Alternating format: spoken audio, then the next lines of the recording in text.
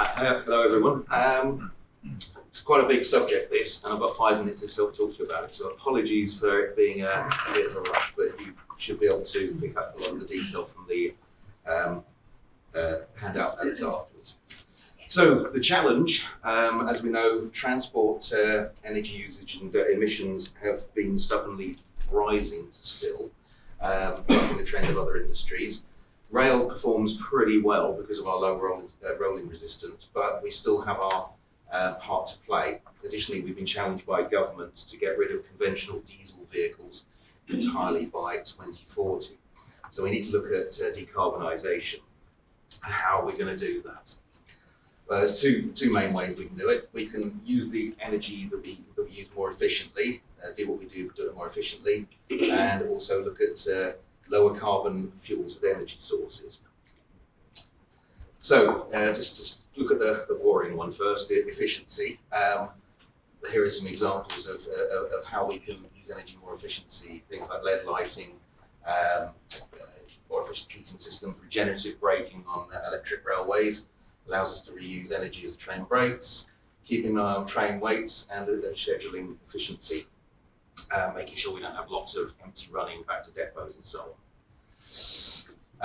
Getting on to the meat and potatoes of it, low carbon fuels and energy sources. Many available. I'm not going to read through them because we haven't got time, but you can look and you can probably think of some more of your own later on. The issues with a lot of these fuels, though, is that some of them are fossil fuels, which are finite.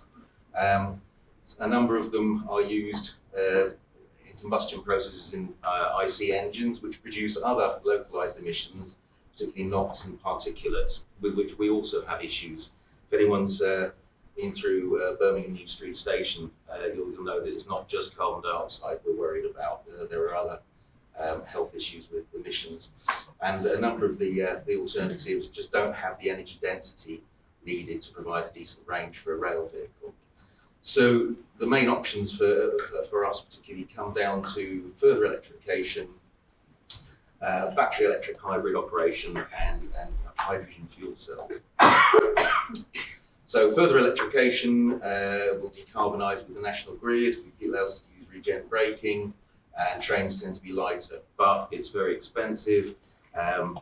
The majority of passenger miles are already carried on electric trains, and so it's becoming difficult for government to justify the expense of additional electrification, which leaves us, Northern particularly, in a bit of a hole because we've got a very extensive diesel network and we need to find some alternatives to that. So looking at battery electric hybrid operation, solution here is to take an EMU, put traction batteries into it, so that it basically runs as an electric train where there's electricity, and then it can run onto unelectrified routes on battery power. This is ideal for a case where you've got a mainly electrified network and short diesel branches where we have to then run diesel trains extensively under the wires. So we can do away with that and have an electric multiple unit that then runs over these branches. The issue is that batteries have quite a low energy density, they're quite heavy. So unlike the diesel engines where a diesel train will pretty much go anywhere you want, it might be slower than you want, but it will get there. Batteries need to be big enough to give you the capacity, to give you the mileage you need.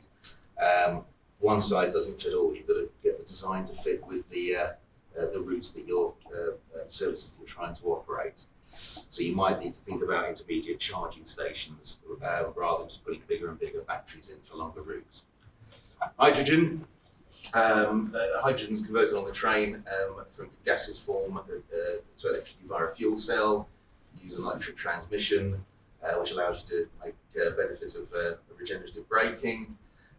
Issues we have are that in its compressed form, it's difficult to get the same sort of ranges as we get for diesel vehicles. Typically, a diesel vehicle will do 1,400 miles. With a hydrogen train, we're talking 650, 700 miles. The hydrogen source needs to be low carbon, or its manufacture associated with carbon capture, or your carbon footprint's going to be not much better than with diesel. And currently, there isn't much hydrogen infrastructure available. For that, we can't just go and buy it in the shops, because we need to build the infrastructure as well. So this brings us to the final point, strategic conditions. We believe that these technologies are available now, and we're looking at schemes for their deployment. We don't think there's a need for any more trials. We need to actually get them out in practical scale to demonstrate and develop technology to meet the 2040 deadline. But we're going to need to fund the infrastructure as well. The petrochem and electrical generation have 120 years worth of investment in infrastructure. For hydrogen particularly, we've got to catch up with that, and that's going to be expensive. It's going to require significant government support, and the way that the government assesses the proposals, which are going to be eye-wateringly expensive initially, especially because of the infrastructure issue, they may need to sort of adjust the way that they look at proposals, simply because the benefits aren't going to be immediate and the costs are going to be high, but a long-term strategic gain is the prize. And finally, obviously, we expect that as the user base increases, these unit costs will decline and we'll get down to more petrochemical price levels. But thank you for your attention.